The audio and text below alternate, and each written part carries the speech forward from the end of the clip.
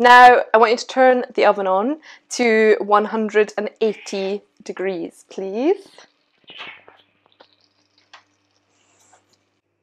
Okie doke. So we're continuing to, every few minutes, stir the dahl and add the coconut milk.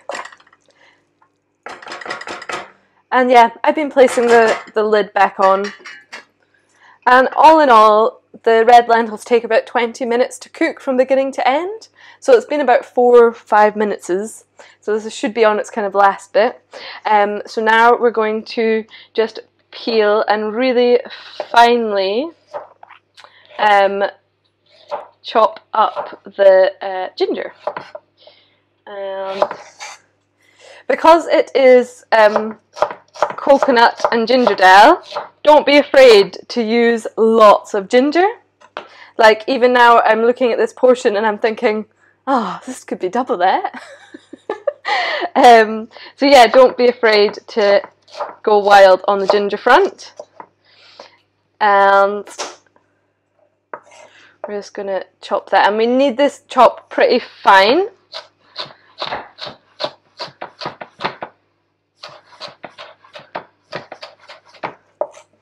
There we go, and just kind of the same technique as we were using for the garlic, and just, yeah, you can spend time trying to get this as small as possible. And once this is done, we're just going to set this aside with the spinach and a wee wedge of lemon, and we're going to be adding all those 3 ingredients right at the end of the dahl, so they'll still be nice and vibrant and fresh, and you'll get a really nice kind of ginger taste coming through as well.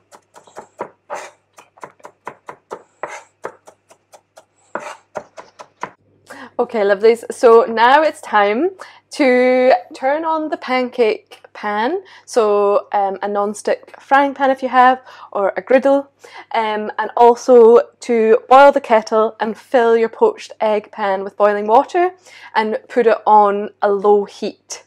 Okay, so now we're on to, yeah, I suppose the 3rd stage of the recipe, and we've done the pancakes, the dahl's almost finished, and now we're going to chop and get the courgette into the oven.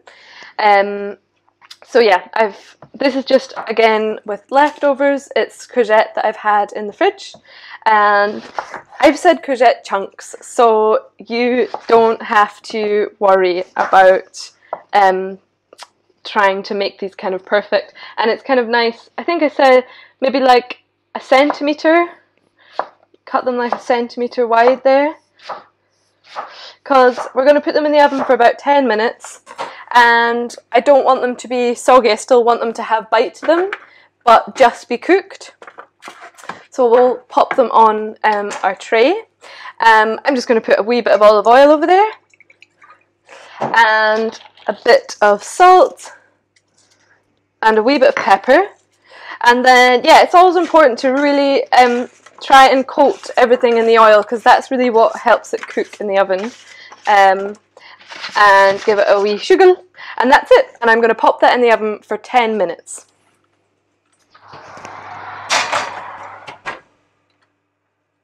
Okay, so I'm just been 10 minutes up on the courgettes. I'm just going to take them out the oven.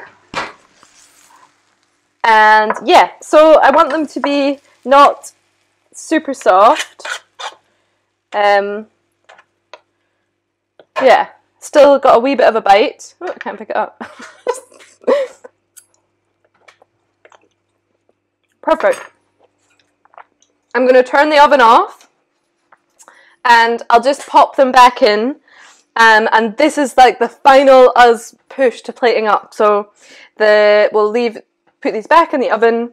We're going to put the pancakes on, and then we're going to poach the eggs, and then everything comes together. So don't lose hope. This is the chaotic, stressful bit.